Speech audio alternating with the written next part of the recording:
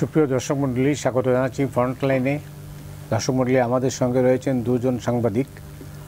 দুজনের কাছ থেকে আমরা শুনবো দেশের সর্বশেষ পরিস্থিতি কী। পরিচয় করে দিই, সিনিয়র সাংবাদিক মাসুদ কামাল রয়েছেন আমাদের সঙ্গে। এরপরে আছেন আশরাফ কায়সার, সিনিয়র সাংবাদিক ও রাজনৈতিক বিশ্লেষক। দুজনকে স্বাগত।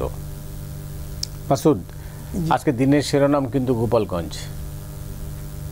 কি ঘটছে, কি ঘটবে বা কি অবস্থায় আছে সেটা আপনার কাছ থেকে শুনবো। আপনি নিশ্চয়ই জানেন দিনের কি ঘটেছে, কি অবস্থায় আছেন। তো আমাদের যারা দর্শক তারাও কিন্তু অধীর আগ্রহে অপেক্ষা করছেন যে আসলে এর অ্যানালাইসিসটা জানার জন্য। খবর তারা জানেন, সবাই জেনে ফেলছেন। তো কি ঘটলো আর কেন ঘটলো আপনার কি মনে হয়? আমার বিবেচনায় যা কিছু ঘটেছে এটা কোনোটাই অপ্রত্যাশিত ছিল না। আচ্ছা, এনসিপি তাদের মার্চ টু গোপালগঞ্জ নামে যে এটা করেছিল, এটা তারা খুব ইন্টেনশনালি করেছিল। তারা এই তারিখে ঠিক জুলাই আন্দোলনের যে আজকের দিনটা তো খুব গুরুত্বপূর্ণ। আজকের এই দিনে তারা ওখানে যেতে চেয়েছে ইচ্ছা করেই, যে একটা গন্ডগোল বাধক। এটা মানতে হবে আপনাকে যে ঢাকা শহরের পরিস্থিতি আর গোপালগঞ্জের পরিস্থিতি এক না। আপনি যতই আনন্দের সঙ্গে এবং খুব সফটলি আপনি যতই যেভাবে বলেন না কেন, আপনি হয়তো একটা পার্টি নিষিদ্ধ করে দিয়েছেন, একটা ছাত্র সংগঠনকে নিষিদ্ধ করে দিয়েছেন, এবং আপনি একটা রাজনৈতিক দলের রাজনৈতিক কর্মকাণ্ডকে নিষিদ্ধ করেছেন। তার মানে এই না আপনি নিষিদ্ধ করার সঙ্গে সঙ্গে মানুষের মন থেকে, হৃদয় থেকে পার্টিটা ভ্যানিশ হয়ে গেছে। এটা হওয়া সম্ভব না।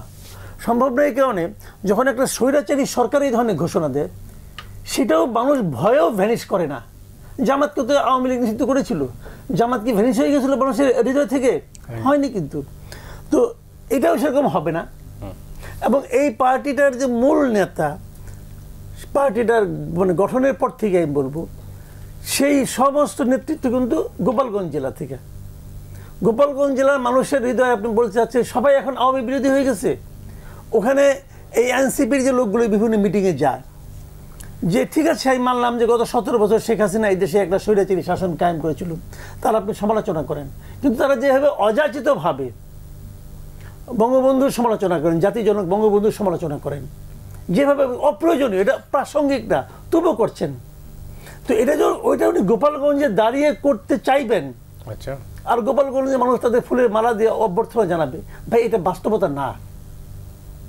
তারা এটা জানে, তারা জানে না তা না, তারা জানে। তারা জেনে শুনে করছে, কারণ এটা কেওয়াজ বাজানোর মূল লক্ষ্য। এবং তারা যে কারণে গিয়েছে তাদের উদ্দেশ্যটা তো ফুলফিল হয়েছে। মারামারি হয়েছে, গোলাগুলি হয়েছে, 3-4 জন দেখলাম আহত হয়েছে, গুলি খাইছে, কেউ মারা গেছে কিনা আমি জানি না।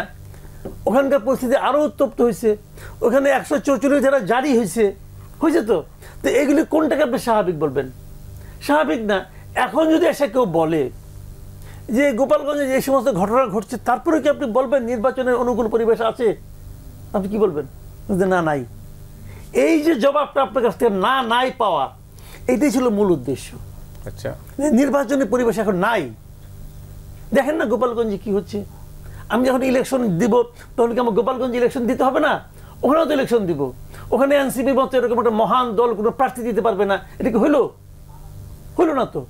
অতএব বলে নাই যে লেভেল প্লেইং ফিল্ড নাই, অন্তত গোপালগঞ্জ তো নাই। তো এটা তো একটা এক্সকিউজ হিসেবে অসাধারণ, এবং এইটাই ক্রিয়েট করা ছিল উদ্দেশ্য বলে আমি মনে করি। আপনি বলতেছেন সাজানো বলছি না তো, তাহলে এটা হলো কি আপনার প্রি প্ল্যান্ড সাজানো এক জিনিস, এটা আর কি জিনিস। তারা জানতো এই ঘটনাগুলো ঘটবে, যে ঘটনাগুলো ঘটেছে এটা এনসিপি ঘটায় নাই, কিন্তু পরিকল্পিত বলছেন। আমি বলছি যে এটা সম্পূর্ণভাবে পরিকল্পিত, এইভাবে যে উস্কানি দেওয়া হয়েছে, ওখানে যাওয়াটাই উস্কানি। কিন্তু এই মুহূর্তে ওখানে যাওয়ার মতো বাস্তবতা তাদের ছিল না। যাওয়ার আগে তারা যে সমস্ত কথা কাহিনী বিভিন্ন জেলায় করেছে, বিভিন্ন জায়গায় বলেছে, তারা তো ওখানে যে এটাই বলবে। তো এই বলাটা স্বাভাবিকভাবে আমি মনে করি যে তারপরে যদি রাষ্ট্র, যদি সরকার যদি আগের থেকে পূর্ব পরিকল্পনা করে ওখানে ওরকম এনভায়রনমেন্ট ক্রিয়েট করার চেষ্টা করতো, তারা তো তাও করেনি। দেখি আশরাফ কায়সার কি বলেন। দেখুন, গোপালগঞ্জ একটা সেন্সিটিভ এরিয়া, এবং আমরা গত বছরের 5ই অগাস্টের পরে গোপালগঞ্জে কিন্তু এর আগে সহিংসতা হতে দেখেছি, সেনাবাহিনীর উপর আক্রমণ হতে দেখেছি। সেনাবাহিনী তো এনসিপি না, সেনাবাহিনীর গাড়ি পোড়াতে দেখেছি।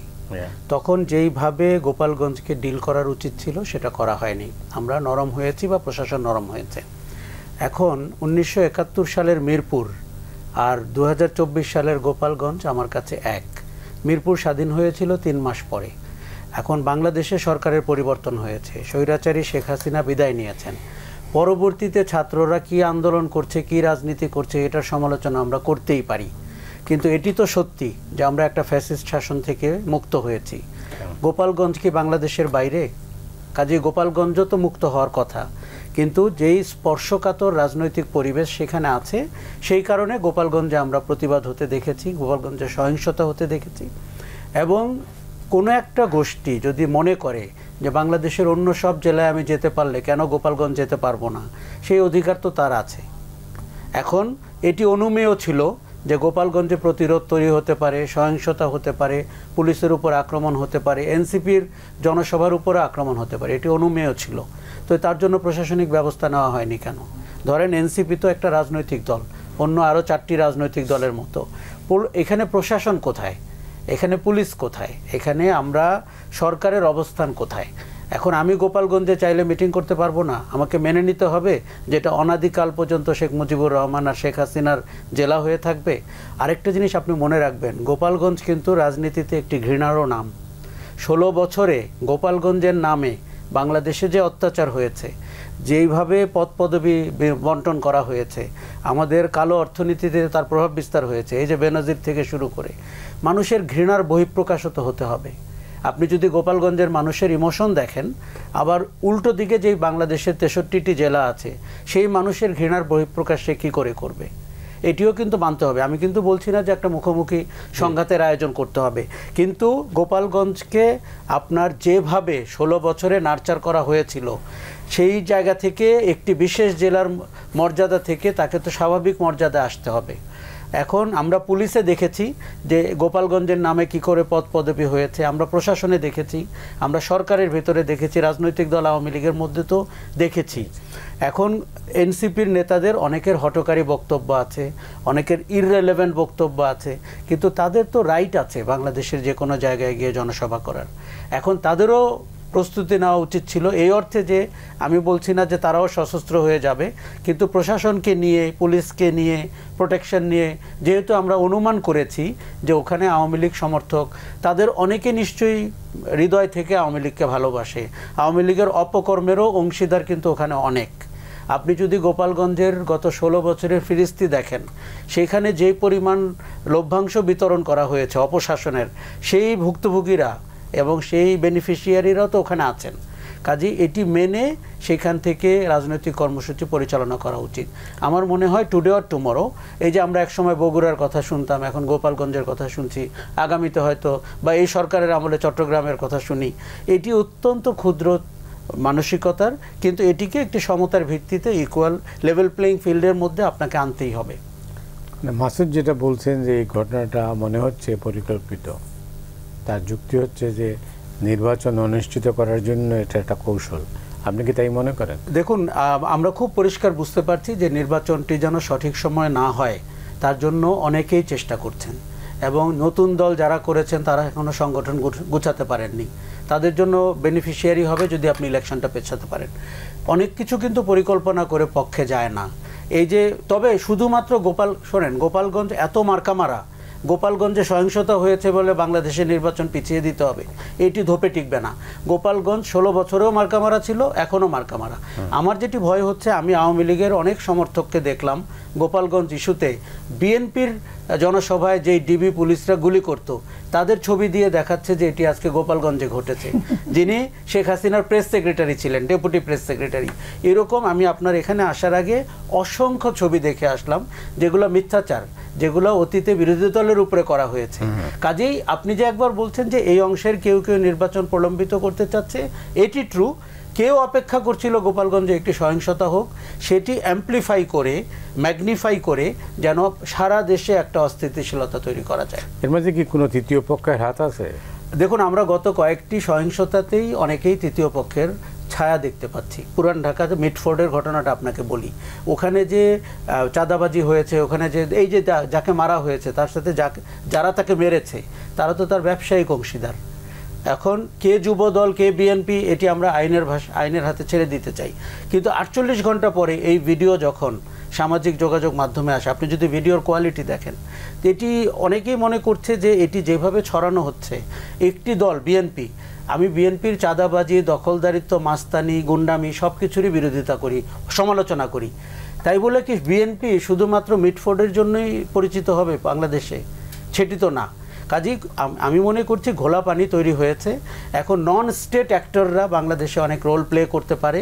তার মধ্যে আপনার ভরকেন্দ্র তৈরি হয়েছে 4টি, একটি ইউনূস সরকারের ভরকেন্দ্র, একটি সেনাবাহিনী, একটি হচ্ছে নন স্টেট অ্যাক্টরদের, আরেকটি হচ্ছে রাজনৈতিক দলের। এখন কোন ভরকেন্দ্রের দিকে কখন বাতাস প্রবাহিত হয় এটি বোঝা খুব মুশকিল। অনেক ধন্যবাদ মাসুদ।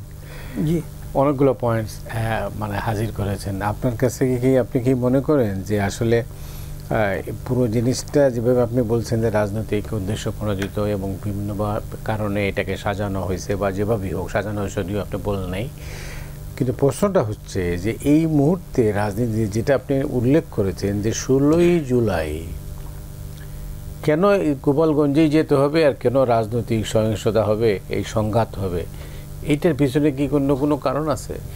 না, কারণ আমি আগেও বলেছি জিনিসটা দেখেন, এই দেশটা পুরোটাই আমার, পুরোটাই তো আমার, অবশ্যই। কিন্তু তারপরেও কি আমি এখানে যেভাবে মনে করেন একটা ফ্যামিলি নিয়ে আমি গাজীপুরে যেতে পারি, আমি কি সেভাবে বান্দরবান অথবা খাগড়াছড়িতে যাই? পুরোটাই তো আমার, সব জায়গায় তো আমার। তাহলে ওখানে আবার বিজেপির ক্যাম্প করছেন কেন আপনি? এই দেশের সব রাস্তায় আমার, আমি কি বৃষ্টির দিনে আর অন্য সময় একইভাবে বের হই? বেরতে হই না। কাজে কিছু কিছু তো নিরাপত্তা আপনাকে ব্যবস্থা নিতেই হবে। এখন আমি তো মনে করি যে গোপালগঞ্জের কি পরিস্থিতি এটা যে কেউ জানে, যে কেউ জানে। এক একটা এলাকা বলি না, রংপুরে যে আপনার জাতীয় পার্টির বাড়ি ভাঙা আরম্ভ করছেন জিএম কাদের। এখন জিএম কাদেরকে ঢাকা শহরে তাদের কেন্দ্রীয় অফিস পুরাই যা যতটা সহজ, রংপুরে যায় কিন্তু একটা মোটরসাইকেল আগুন দেওয়া অতটা সহজ না। দিছিল তো মোটরসাইকেল আগুন, বলো না কেন? ওটা কি বিএনপি অফিসে জাতীয় পার্টির সেন্ট্রাল অফিসের চেয়ে বেশি গুরুত্বপূর্ণ? তা তো নয়। জায়গা ভেদে ওইখানে কাজ করে না, ব্যাকফায়ার করছে।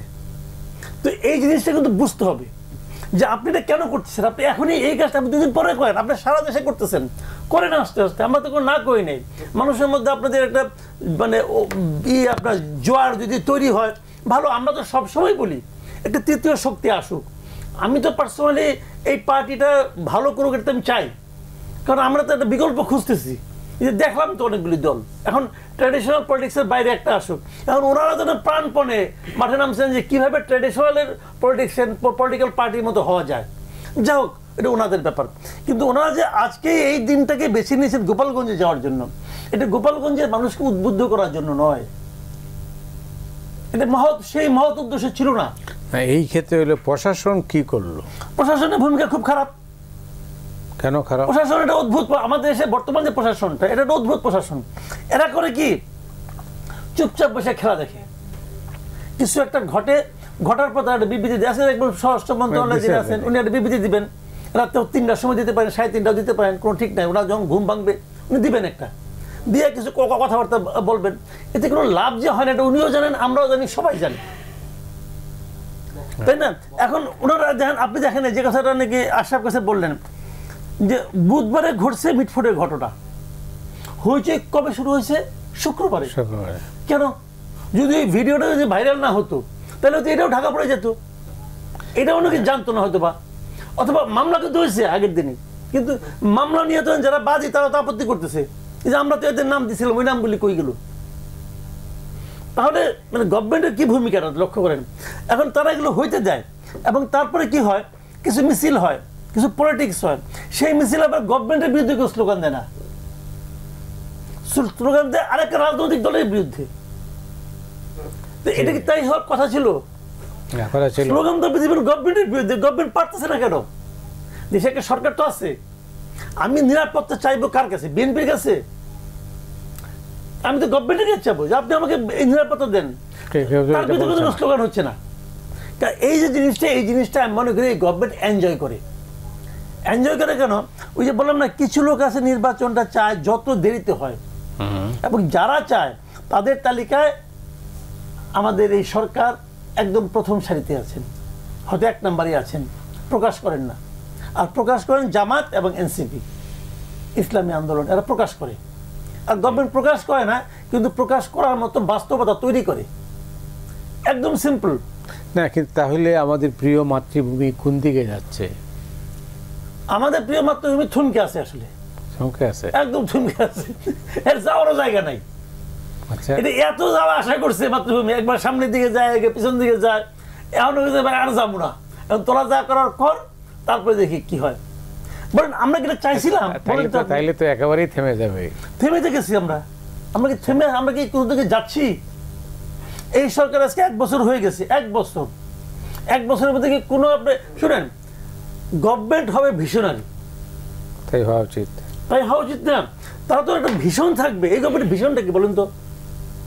ইলেকশন এদের ভীষণ না, তাহলে তো বলতো যে অমুক দিন ইলেকশন করবো।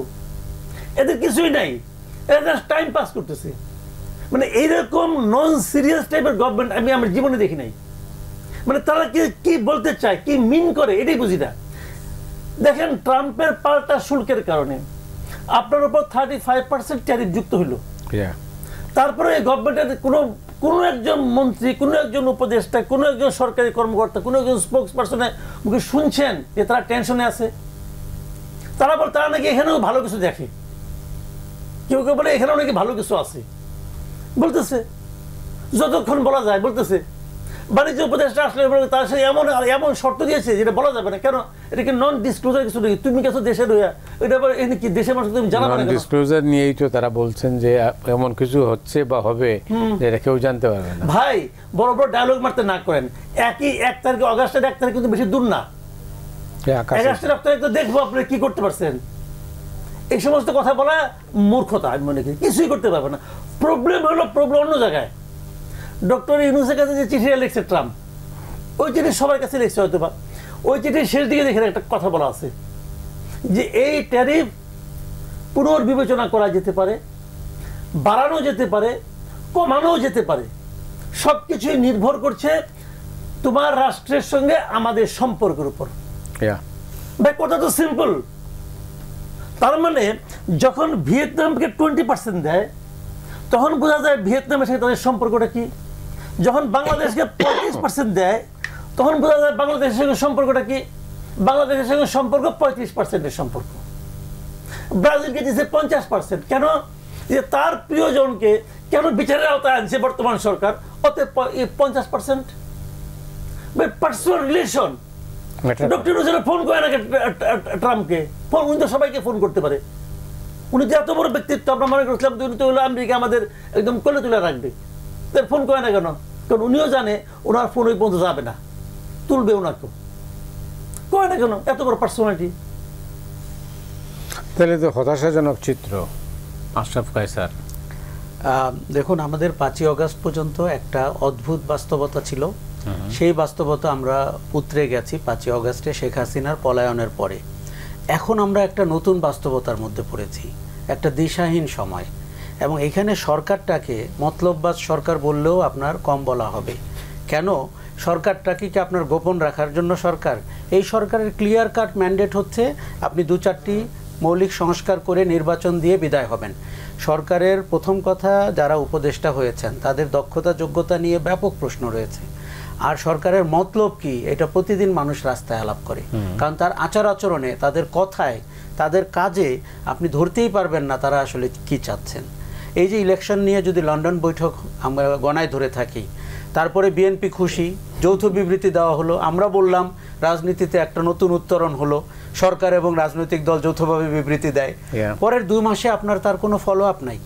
পরের 2 মাসে আবার হয়ে গেল যে বিএনপি একটা চাঁদাবাজ দল, আর চাঁদাবাজের সাথে আমরা থাকবো না। এনসিপি থেকে নতুন কথা শুরু হলো যে মানে দখলদার গেছে, চাঁদাবাজকেও বের করতে হবে।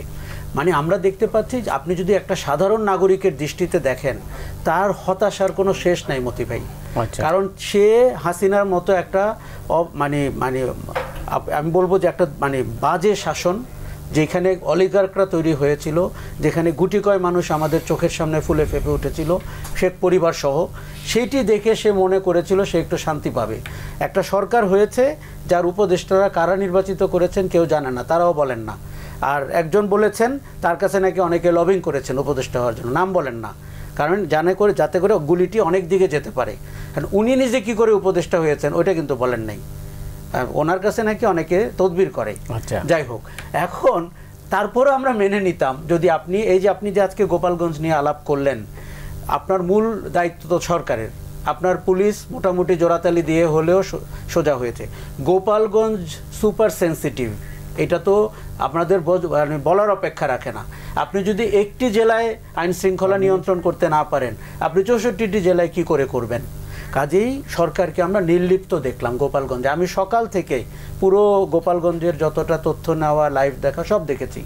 এই পুলিশ ঘটনাস্থল থেকে সরে গেছে এবং তাদেরকে যে সংখ্যায় আমি দেখলাম, এটি একটি পাড়া মহল্লার জনসভায় পুলিশ থাকে যে সেরকম।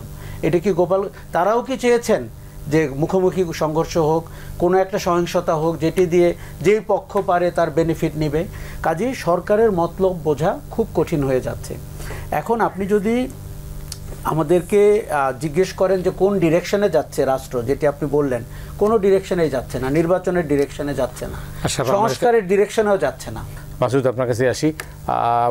এইমাত্র আশরাফ কায়সার বললেন যে এই সরকার কিছুই করতে চায় না, এমনকি যে সংস্কারের কথা বলছে এটার ব্যাপারেও তারা সিরিয়াস না। সিরিয়াস না তো আপনি দেখেন সংস্কার নামে কি হচ্ছে। প্রতিদিন সকালবেলা এই পলিটিক্যাল পার্টির নেতারা একটা খোয়ারের মধ্যে ঢুকে নিয়ে কিছুক্ষণ মানে খায়, বিস্কুট খায়, চা বিস্কুট খায়, খেয়ে নিয়ে বাইরে বলে যে এইটার ক্ষেত্রে ঐক্যমত্য হয়েছে, এটার মধ্যে আংশিক ঐক্যমত্য হয়েছে, এটা নিয়ে আমরা আরো আলোচনা করবো। চলছে আলোচনা, আজকে 14-15 দিন হয়ে গেছে কিন্তু নিয়মিত একটা ইস্যু নিয়ে 14-15 দিন একটা দেশের সবগুলো পলিটিক্যাল পার্টি মহানন্দে যাচ্ছে, বসছে, আলাপ করছে। কার সঙ্গে আলাপ করতেছে? কতগুলি বিদেশির সঙ্গে। 6 জন তো এই মেম্বার, 6 জন। এখন 6 জনের মধ্যে কে? 6 জনের মধ্যে বদির আলম মজুমদার, আলী রিয়াজ, তারপরে কামাল আহমেদ, এরা সব হলো একদম পুরা বিদেশি নাগরিক। যে মডারেটর মনির হায়দার, সেও বিদেশি নাগরিক। আপনি বলেন কেউ কোনো একটা পলিটিক্যাল পার্টি এতটুকু মেরুদণ্ড নাই জিজ্ঞাসা করে যে আপনারা তো বিদেশি নাগরিক, আপনি দেখেন আসছেন করতে, আপনি কি ওই দেশের নাগরিকত্বটা ত্যাগ করে আসছেন? এইটুকু জিজ্ঞাসা করে হেডম কোনো পলিটিক্যাল পার্টি নাই। এই পার্টিগুলো আমাদের দেশের ভাগ্য উন্নয়ন করবে, জিজ্ঞাসা করতে পারে একবার। আপনারা যেখানে আমাদের করতে আসছেন, আপনি যখন আমেরিকার সিটিজেনশিপ দিচ্ছেন, আপনি তো শপথ করছেন যে আপনি আমেরিকার স্বার্থ সমুন্নত রাখবেন। এই যে কাজটা আপনি করতেছেন, আপনি কি আমেরিকার স্বার্থ সমুন্নত রাখতেছেন নাকি আমার দেশের স্বার্থ সমুন্নত রাখতেছেন? এই দেশের একজন পলিটিক্যাল পার্টি হিসেবে কষ্টটা করতে পারি না। কেউ করছে এই পর্যন্ত? কেউ করছে? কতগুলি মেরুদণ্ডহীন লোক মিটিং করে। তাহলে আপনি কি বলতে চাচ্ছেন ইউজলেস এক্সারসাইজ? একদম ইউজলেস। আপনি কি মনে হয়, আমি ধরে নেন হাইপোথেটিক্যালি, আপনি ধরেন বিএনপি আগামীতে ক্ষমতা আসলো, ধরলাম হাইপোথেটিক্যালি, বিএনপি সংস্কার নিয়ে 31 দফা আছে না? আচ্ছা, এরা যেদিন সংস্কার আলোচনা শুরু করলো অথবা সংস্কার কমিশনগুলি গঠন করলো, 6টা কমিশন গঠন করলো, যেদিন ওই দিন তো বিএনপি পারতো, যেহেতু সরকার একটা সংস্কার কমিশন করেছে, তাহলে আমাদের 31 দফা আপাতত স্থগিত, ওখানে আমি আর কোনো শ্রম বিনিয়োগ করবো না, দেখি এরা কি করে। বিএনপিতে করছে? করে নাই। বিএনপি তারপরে আরো জোরে সরে তার 31 দফা নিয়ে মাঠ পর্যায়ে গেছে, উপজেলা পর্যায়ে, জেলা পর্যায়ে, এটা নিয়ে রীতিমতো পাঠচক্র হয়েছে। জেলা পর্যায়ে পাঠচক্রগুলিতে তারেক রহমান সাহেব নিজে অংশ নিছেন। তার মানে কি তারা এটা আরো সিরিয়াসলি নিছেন? যত লোক বিএনপির 31 দফাকে জানে, তার 100 ভাগের 1 ভাগ লোক এই সংস্কার নিয়ে আগ্রহ নাই, তারা জানে না। তো যখন বিএনপি ক্ষমতা আসবে, তারা বলবে যে কাজে আমি এত শ্রম বিনিয়োগ করলাম, এত সময় বিনিয়োগ করলাম, এবং যেটাকে আমি ভালো বলে মনে করি, তারাও তো অনেকবার কিন্তু চেঞ্জ করছে, চেঞ্জ করে কিন্তু একটা জায়গায় আসছে। তার আগে কিন্তু 31 দফা ছিল না, এটা অনেক চেঞ্জ হয়েছে কিন্তু। তো তারা যেটা করতেছে, তো এখন তারা কি মেনে নিবে? বলবে ঠিক আছে আপনারা করছেন, সুন্দর আছে, কোনো সমস্যা নাই। এখন তো আবার জাদুঘরে এক্সটেনশন করতেছেন শুনলাম, একটা ওই বড় জাদুঘর আছে, ওইটার মধ্যে নিয়ে এই সংস্কারে 7000 পৃষ্ঠা রেখে দেন। আমাদের 31 দফা আছে, 7000 পৃষ্ঠা বানাইছে একটা, কি বলবো আমি, মহাভারত বানাইছে। এখন প্রশ্নটা হলো আশরাফ কায়সার, ব্যাপারটা হচ্ছে যে সংস্কারও হলো না, সময়ও চলে গেল 1 বছর। একটা অনেকেই মানুষই প্রশ্ন করছে যে এই সরকারের আসলে মেয়াদ কতদিন? অনির্দিষ্টকাল। এটা কি কোথাও লেখা আছে? না, এটা কিন্তু সত্যি।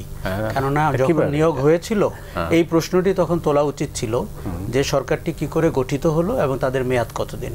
দেখুন, এরা সবাই এনজিও চালায়, সবাই টার্মস অফ রেফারেন্স জানে, এনজিও কালচারে এটা খুব ইম্পর্টেন্ট।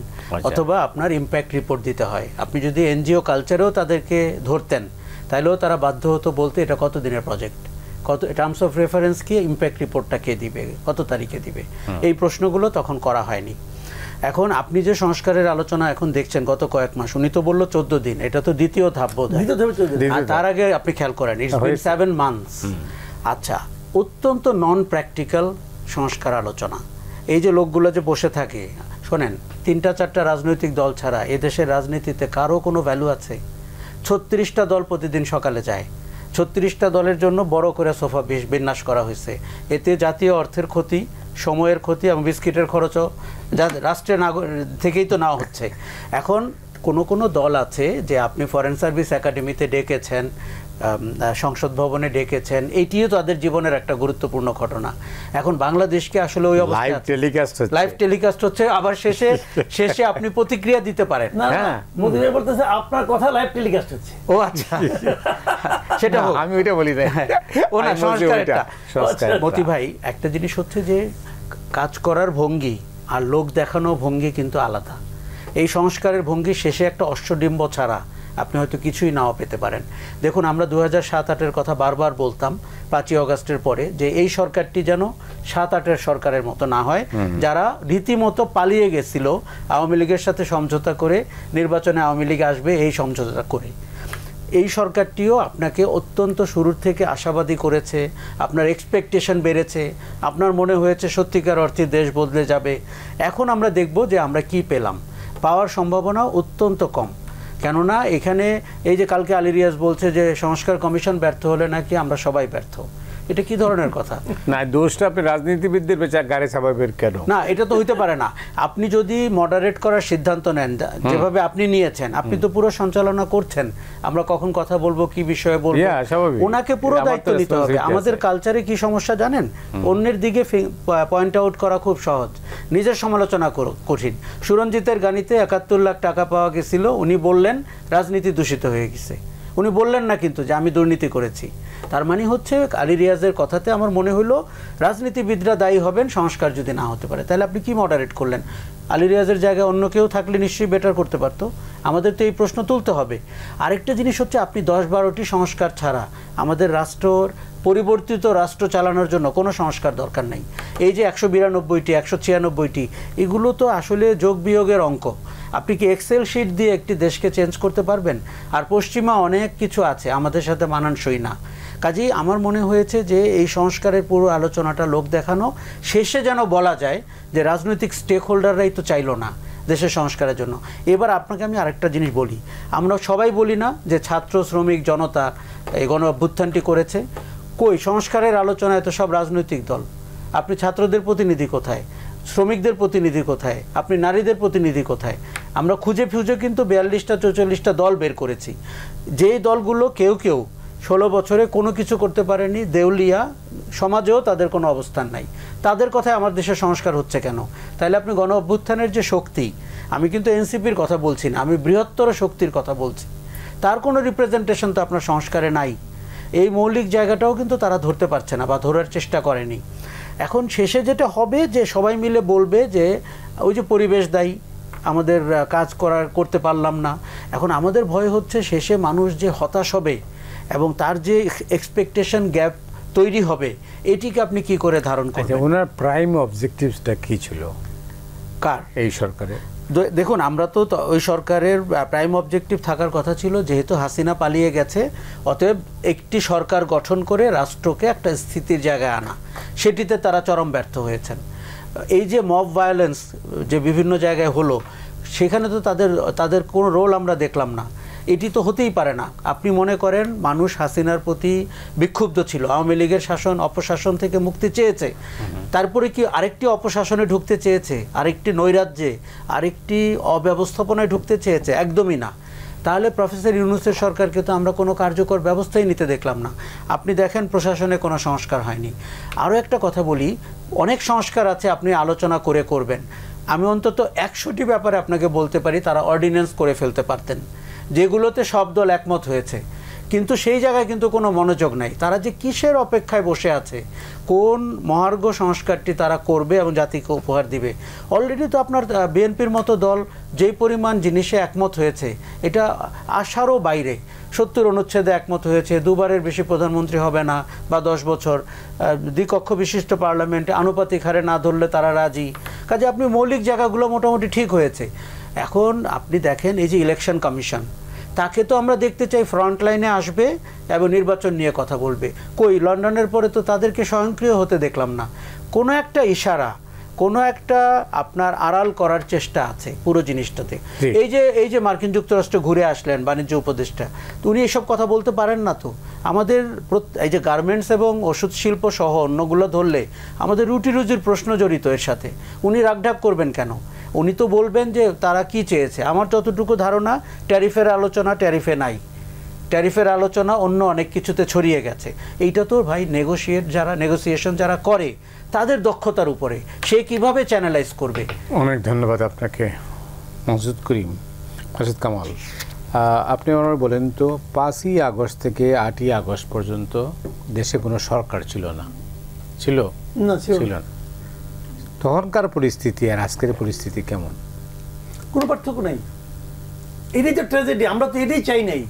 আমরা তো বলেছিলাম যে 5 আগস্ট থেকে 8 আগস্ট পর্যন্ত কোনো সরকার ছিল না। ওই সময় কি হতে পারতো? যে কোনো কিছু ভাঙচুর হতে পারতো, যে কোনো কিছু লুটপাট হতে পারতো, আগুন জ্বালাইতে পারতো, কেউ তো ফেরাইতো না। কিছুই হয়নি। এখনো সেটাই হচ্ছে। এখন তো হচ্ছে, কেউ ফেরাচ্ছে না। তার মানে 8 তারিখে যে ঘটা করে আমরা ডক্টর ইউনূস সাহেবকে এনে দায়িত্ব দিলাম, উনি আসলে কিছুই করতে পারেন নাই। উনি মানে দৃশ্যমান এবং মানুষের মনে আশার সঞ্চার করে এমন কোনো কাজ উনি করতে পারেন নাই, কোনো কাজ না। একটু আগে আপনি একটা প্রশ্ন করছিলেন যে এই সরকারের আসলে প্রধান লক্ষ্যটা কি ছিল?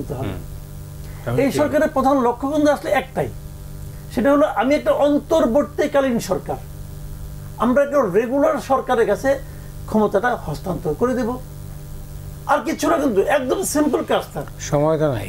হ্যাঁ দিব, এটা তো অনাদিকাল। কবে দিব ওটা তো বলি। আপনি যত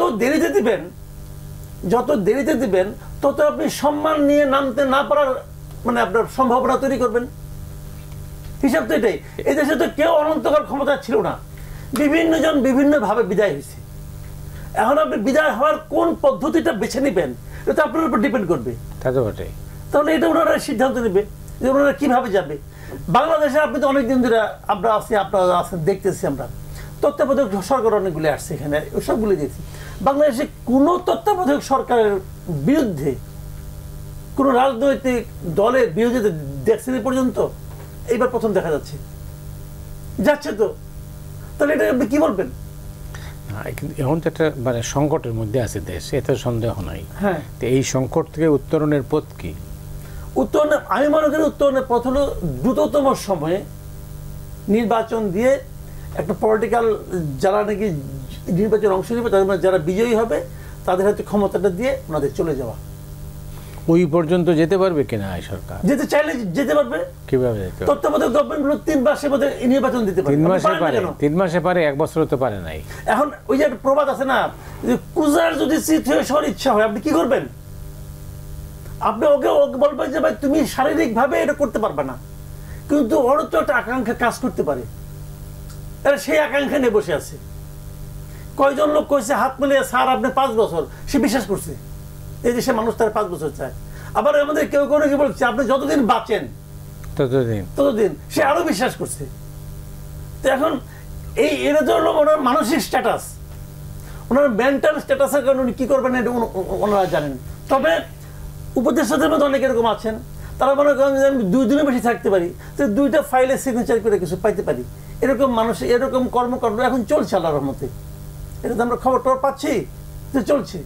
যতক্ষণ শ্বাস ততক্ষণ আস। ওয়েল মাসুদ, আশরাফ কায়সার, আমি যেটি ভয় পাচ্ছি, ধরেন অতীতের যেই কালো শাসনকে আমরা অপছন্দ করতাম, ঘৃণা করতাম, এই সরকারের কর্মকাণ্ডে তাদের ছায়া দেখতে পাচ্ছি। আপনাকে একটা উদাহরণ দিই, গণভবনের জায়গায় জাদুঘর হবে। প্রথম কথা, আমার মতে ওইটাই জাদুঘর করতে হবে সেটা কিন্তু যুক্তিপূর্ণ না। ওইটা আমার কাছে গণভবনটাই থাকার কথা। আমি সেই গণভবনই যেতে চেয়েছিলাম যেটা অপশাসনের স্মৃতি। আচ্ছা, ধরলাম জাদুঘর হলো, 111 কোটি টাকা বরাদ্দ হতে পারে। আপনি খালি একবার চিন্তা করেন তো এই জাদুঘরের মধ্যে, কারণ আমি কিন্তু আই এম সেন্সিং র্যাট। 24 কোটি টাকা বরাদ্দ করা হয়েছে 64টা জেলায়। আপনার স্মৃতিস্তম্ভ হবে। আপনি স্মৃতিস্তম্ভ নারায়ণগঞ্জে একটা হয়েছে, তার কোয়ালিটিটা একবার দেখতে যাবেন। এবং আমি হাসিনা তার বাবার নামে স্থাপনা এবং প্রকল্প করে যে দুর্নীতিটি বাংলাদেশে করেছেন, আমরা কেন ওই জুলাই শহীদদেরকে নিয়ে আবার একই কাণ্ড করতে যাচ্ছি? 64টা জেলায় শেখ মুজিবের স্থাপত্যগুলো একটার চেয়ে একটা কুৎসিত ছিল, ডিসপ্রপোর্শনেট ছিল। আমি কোনো একটা জেলায় গিয়ে মনে হয়েছে ওই শহরের সবচেয়ে আবর্জনাময় জায়গাটির নাম শেখ মুজিবুর রহমানের ভাস্কর্য। কাজেই এই একই কাণ্ড করতে চাচ্ছে এরা আসলে ওই চেয়ারে বসতে চেয়েছে, ওই ক্ষমতা পেতে চেয়েছে, ওই দুর্নীতির অংশ হতে চেয়েছে, in the name of July শহীদ। আমার কাছে দুঃখের সাথে আমি বলছি, আমি গত কয়েকদিন থেকে খেয়াল করছি তাদের আচরণ। এবং দেখেন, একটা স্মৃতিস্তম্ভ উদ্বোধন করতে 5 জন উপদেষ্টা যেতে হয়, লোক দেখানো। একটা ফেরি উদ্বোধন করতে 7 জন উপদেষ্টা যেতে হয়। বসিলাতে ড্রেনে কালো পানি দেখতে 3 জন উপদেষ্টা যেতে হয়। Red carpet. আপনি তো বুঝতেই পারছেন, এদের তার মানে কর্মঘণ্টার কোনো বিন্যাস নাই। তাদের ব্যক্তিগত অনেক অবজেক্টিভ আছে এবং সেখানে তারা বিভিন্ন সময়ে ফুটপাতে দাঁড়ানো অ্যাক্টিভিস্ট ছিলেন জীবনের অধিকাংশ সময়। তারা এখন সিদ্ধান্ত গ্রহণ প্রক্রিয়া আসছে, সে তার ওই অ্যাক্টিভিজম। আরেকটা দুঃখের সাথে বলি, এরা সবাই ডোনার ফান্ডেড অর্গানাইজেশন চালিয়েছেন। এরা কেউ বাংলাদেশের কোনো এন্টারপ্রেনারের মতো শ্রমিকদেরকে চালাননি, ফ্যাক্টরি চালাননি। এরা সবাই উড়ে এসে জুড়ে বসা মানুষ। ক্ষমতাটাতেও ওইভাবে, আপনি যে 5 তারিখ থেকে 8 তারিখের কথা বললেন, ওনারা উড়ে এসে জুড়ে বসেছে। এদের উপরে তদন্ত হওয়া দরকার, এরা কিভাবে সিলেক্টেড হয়েছে। এবং এখন অনেক বড় বড় কথা বলছে, কারো কারো মতলব তৈরি হয়েছে যে বিএনপি বা অন্য দলকে বাইরে রেখে তাদের শাসনটা প্রলম্বিত করা যায় কিনা। আবার বিএনপিকে যদি আপনি চাঁদাবাজ গুন্ডামির জন্য কালিমা লিপ্ত করতে পারেন, তাহলে বিএনপি মাইনাস হলো। আবার আরেকটা ছাত্র সংগঠন আপনার সাথে আছে, তারা স্বপ্ন দেখছে তারা আপনার হাত ধরে ক্ষমতায় যাবে। কাজেই এত ধরনের ইকুয়েশন করতে গিয়ে আমি এদের পরিণতি 2007-08-এর চেয়েও খারাপ দেখছি। 2007-08-এ তো কোনো রকমে পালিয়ে বাঁচছিল ওই সরকারের লোকগুলো। এরা যে ধরনের অপকর্মের সাথে যুক্ত হয়েছে, কোনো কোনো উপদেষ্টা তার মন্ত্রণালয়ে যে ধরনের কাজ করছেন, এগুলো সব প্রকাশিত হচ্ছে। কাজেই আমার মনে হয় যে আমাদের সেন্সেসে ফেরত আসা দরকার। ওনাদের 11 মাস যা করেছেন, ওনাদের উচিত হচ্ছে ওনাদের কিবলা ঠিক করা, ওনার একটা নির্বাচন দিয়ে চলে যেতে হবে এবং যত দ্রুত সম্ভব। উনি বড় বড় কথা বলে বেশি দিন ক্ষমতায় থাকতে চাচ্ছেন, তার আগে সংস্কারের ব্যাপারে এই চা বিস্কিট খেয়ে যতটা ঐক্যমত্য হয়েছে, গুড এনাফ। আপনার এর চেয়ে বেশি ঐক্যমত্য লাগবে না। শোনেন, বিএনপি বা যারাই ক্ষমতায় যাবে, সে এগুলোর একটাও বাস্তবায়ন নাও করতে পারে, আপনি কি করবেন তখন? কাজেই তার উপরে আমরা ছেড়ে দেই, মানুষের ভারটা আপনি ওখানে দেন, যাতে তারা দায়িত্বটি বোধ করেন যে একটি সুশাসনের জন্য রাষ্ট্র তারা কিভাবে চালাবেন। কাজেই কিছু মাতবর, কিছু উপদেষ্টা বিভিন্ন দেশ থেকে উড়ে এসে আপনাকে শেখাবে বাংলাদেশের গণতন্ত্র কি করে চলবে। অনেক ধন্যবাদ মাসুদ কামাল। প্রফেসর ইউনূস এই পর্যায়ে কি করবেন বলে আপনার ধারণা? একটা কথা জানেন কি, ওনাকে না আসলে আমার কাছে কেমন লাগে, যেমন ধরেন উনি শুরুতে একটা কথা বলছিলেন কিন্তু, যে আপনারা প্রাণ ভরে আমাদের সমালোচনা করবেন। আমার কাছে মনে হচ্ছে যে সমালোচনা উনি কেন ইনভাইট করছেন? তার মানে উনি কিছু একটা করলেন, মানুষ সমালোচনা করলো, তো ওইটা শুই না উনি আবার নিজে ভাববেন যে আমার তাহলে এটা করা ঠিক হলো কি হলো না, হয়তো উনি ভালোর দিকে যাবেন, এটাই ছিল উদ্দেশ্য। কিন্তু পরে যতই দিন যেতে লাগলো, আমার কাছে মনে হলো যে উনি এরপরে আরো একটা বাক্য বলেছেন, সেটা উচ্চারণ করেন নাই খালি, যে আপনারা প্রাণ ভরে সমালোচনা করবেন, আমি তার কোনো কিছুই শুনবো না। আমি যদি না শুনি, তাহলে আমি এটা সমালোচনা নিয়ে রেকটিফাই করার তো কোনো প্রশ্ন আসে না। আমি তো শুনবোই না, কে কি বলছে উনি কিছু জানেন না। উনি বলছেন যে কে কি বলে ওগুলো আমার কান পর্যন্ত আইনো না। উনি এটা বলে বসে রয়েছে, বলো ওদের বলতে দাও, বলতে বলতে একসময় ক্লান্ত হয়ে যাবে। সবাই বলতেছে ক্লান্ত হচ্ছেন আপনারা, কিন্তু উনি কিছু শুনবেন না, কারণ উনি ওনার কোনো কিছুতেই চেঞ্জ করেন না। এবং উনি যা ভালো মনে করেন সেটা করেন। আমি খালি ওনাকে একটা কথা বলবো ভাই, যে দেখেন হাসিনা সরকার, হাসিনা ক্ষমতা আসার পর থেকে আমরা 2-1 দিন পর থেকে উনি মানে পণ করে নামছিলেন যে ডক্টর ইউনূসকে কীভাবে বেজ্জতি করবেন, এবং সেটা উনি রাষ্ট্রযন্ত্র সরকার সমস্ত কিছু দিয়া প্রয়োগ করে উনি চেষ্টা চালাই গেছেন শেষ দিন পর্যন্ত। হাসিনা এতদিনে যতটুকু ওনাকে বেজ্জতি করতে পারছেন, 1 বছরে ইউনূস সাহেব নিজেই নিজেকে তার চেয়ে বেশি বেজ্জতি করে ফেলেছেন। হাসিনার কথায় কিন্তু দেশের মানুষ ইউনূসের এত সমালোচনা করতো না যেটা এখন করে। এই উপলব্ধি যদি ডক্টর ইউনূসের হইতো, উনি তো কোনোটাই শুনেন না, তো সে কারণে এটাও শুনবেন না। যদি শুনতেন তাহলে ওনার মধ্যে একটা আত্মপ্রবোধ হতো। ভাই দেখেন, মানুষ যখন বয়স হয় না, মানুষ যখন বয়স হয়, মানুষ তখন কী করে? মানুষ তখন কিন্তু জাগতিক অনেক কিছু থেকে নিজেকে ধীরে ধীরে সরায় নেয় যে এটা কী করবো আমি। তখন তারা একটা মাদ্রাসা করে, একটা মসজিদ করে, একটা চ্যারিটি কিছু করে, একটা এতিমখানা করে, মানুষের কিছু উপকার করার চেষ্টা করে। সে কিন্তু জাগতিক দিকে আর থাকে না। ওনারও তো বয়স হচ্ছে, উনি তো অমর না, প্রাকৃতিক কারণে উনি অমর না, তো ওনার বয়স তো কম হয় নাই। এখন উনি কি চিন্তা করেন? এখন উনি চিন্তা করেন ওনার কি এবার ট্যাক্স মৌকুব করা যাবে, ওনার কি এবার ইউনিভার্সিটি করা যাবে, ওনার কি এবার আদম ব্যবসার লাইসেন্স নেওয়া যাবে, ওনার কি এবার ট্যাক্স মৌকুব করা যাবে আগামী 29 সাল পর্যন্ত। উনি এইগুলি নিয়ে ব্যস্ত। স্টারলিংকের সঙ্গে চুক্তি করতে হবে গ্রামীণের, উনি এইগুলি নিয়ে ব্যস্ত। তো এই ব্যস্ততাটা তো আসলে স্বাভাবিক মানবিক যে বৈশিষ্ট্য তার সঙ্গে যায় না। উনি মহামানব জাতীয় কিছু একটা হবেন হয়তো বা, আমি জানি না, বাট এটা কিন্তু মিলে না। আমাদের এগুলো তো ওনার কাজ না আসলে। কিন্তু এই অবস্থায় কি একটা দেশ চলতে পারে কিনা? দেশ যেমন চলছে এরকম চলবে, এইরকম কি চলবে? এক জায়গায় তো থেমে। এখন মানুষ কি করবে? এখন আপনি যদি আমাকে বলেন পট করে, ইদানিং এটা খুব কমন প্রশ্ন আছে, একটা প্রশ্ন আছে কিন্তু, যেমন আগে কিছু হলে বলতো কি শেখ হাসিনা তোমরা সমালোচনা করো, তার পরিবর্তে তার বিকল্প কে আছে বলতে কমতো। এখন ওটা বলে যে শেখ হাসিনার পতনের পরে ইউনূসের বিকল্প কে ছিল? কে ছিল? আমি কার নাম বলবো? এখন আমার আশরাফ কাছের নাম বলবো নাকি আমার নাম বলবো?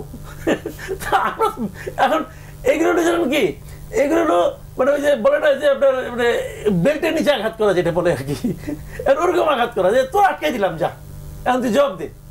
তো এটা কথা না, উনি ছিলেন যোগ্য ব্যক্তি, উনি ছিলেন আমাদের সবার লোক। না, তার যোগ্যতা নিয়ে তো প্রশ্ন নাই। না, উনি ছিলেন যোগ্য লোক, কিন্তু ওনাকে সবাই চিনছে, ওরা সবাই নির্ভর করতে চাইছে।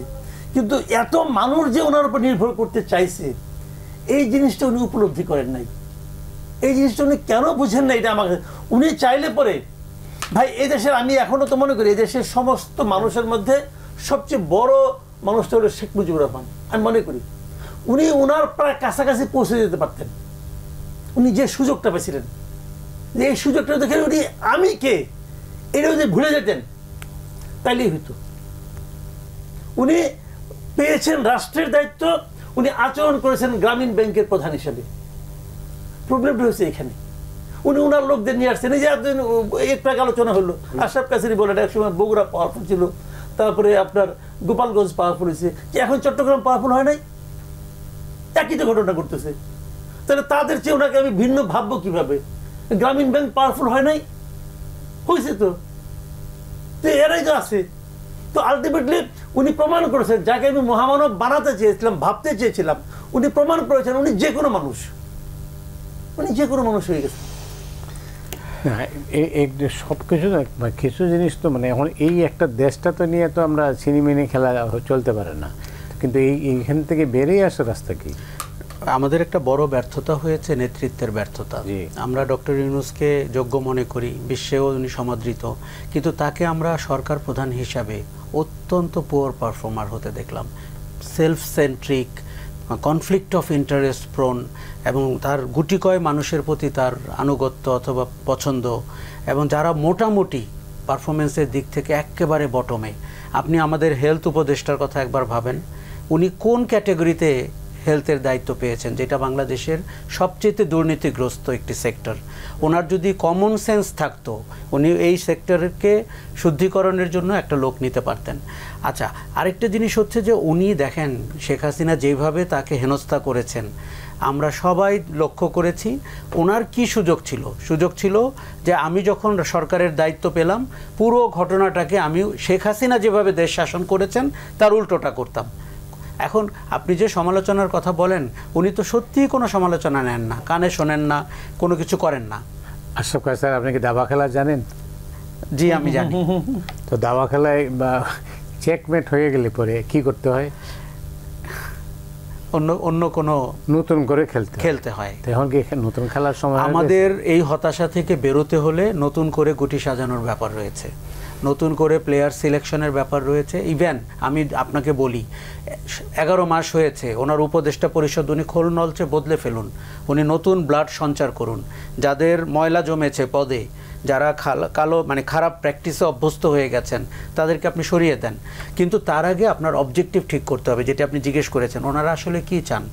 ওনার এখানে নিজেকে আয়নায় দেখতে হবে, দেখে বলতে হবে আমি একটি অন্তর্বর্তী সরকার, আমি একটি নির্বাচিত সরকারের হাতে ক্ষমতা দিয়ে বিদায় নিতে চাই। এই কথা যদি উনি দিনে 5 বার করে বলেন, তাহলে আমার ধারণা ওনার কাজে একটা স্থিতি আসবে, একটা ডিরেকশন ঠিক হবে। এখন উনি ওটা বলছেন না, এখন ওনার কানে অনেক কিছু যাচ্ছে। কেউ বলছে 5 বছর, কেউ বলছে যতদিন বেঁচে আছেন, কেউ বলছে এই রাজনৈতিক শক্তিগুলোকে মানুষ পছন্দ করে না। ওনার ক্ষতির কারণ হয়ে গেছে ওনার চারপাশের গুটিকয় মানুষ এবং উনি নিজে। কাজে আমরা সাধারণ মানুষ ওনার প্রতি যে আশা সঞ্চার করেছিল, সেটি একেবারে ধ্বংসস্তূপে নিয়ে গেছেন উনি। তার কার্যক্রম দিয়ে, সিদ্ধান্তহীনতা দিয়ে, ব্যক্তি তোষণ দিয়ে, নিজের ইন্টারেস্টকে সামনে এগিয়ে এনে, এগুলো বাংলাদেশ দেখতে চাইনি। এগুলো দেখতে দেখতেই তো আমরা ত্যক্ত বিরক্ত হয়ে গেছিলাম। অনেক ধন্যবাদ। 1 মিনিট আছে লাস্ট। জি না, আমি মনে করি যে জিনিসটা যে এখন কি হবে, আপনি দেখেন আগামী কয়েকদিন গোপালগঞ্জের উপর কীরকম একটা টর্চার চলবে, নানাভাবে দেখবেন ধরা হবে। আমরা ওই যে পত্রিকায় নিউজ পড়ি না, পুরুষ শূন্য গ্রামের পর গ্রাম হবে, এরকম হতে থাকবে। তো এটা আলটিমেটলি সারা দুনিয়ার কাছে কি মেসেজ দিবে? সামনে একটা নির্বাচন আছে, তখন এটা কি মেসেজ দিবে? এই মেসেজটা কিন্তু নির্বাচনের অনুকূলে কোনো মেসেজ না। যে কথা নাকি জামাতের আমির বলছিলেন পাটগ্রামে ঘটনা দেয়া, পাটগ্রামে যা দেখলেন এরপরে কি আর নির্বাচন হয় এই সময়? এখন নির্বাচন করা যায় বলে এখন এটা বলবে। তো এই জিনিসটা কিন্তু প্রত্যাশিত না। আমরা মনে করি এমন কিছু হতে থাকা উচিত না। যেমন আজকে আমরা একটু আগে দেখলাম যে আপনার আসিফ মাহমুদ সজীব ভুইয়ার ফেসবুকে উনি স্ট্যাটাস দিয়েছেন যে ওখানকার আইন শৃঙ্খলা রক্ষার জন্য বিশেষ স্পেশাল একটা টিম করা হয়েছে। স্বরাষ্ট্র উপদেষ্টার সঙ্গে যুব ক্রীড়া বিষয়ক উপদেষ্টা উনিও সেখানে আছেন। তো উনার কামটা কি? স্বরাষ্ট্র উপদেষ্টা কি ক্যাপাবল না? জানি না, হাতে সময় নেই। মাসুদ, অনেক ধন্যবাদ আপনাকে।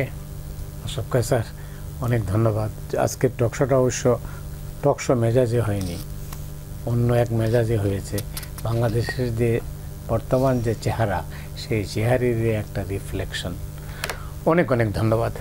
দর্শক মণ্ডলী, আজ পর্যন্তই। সবাই ভালো থাকুন।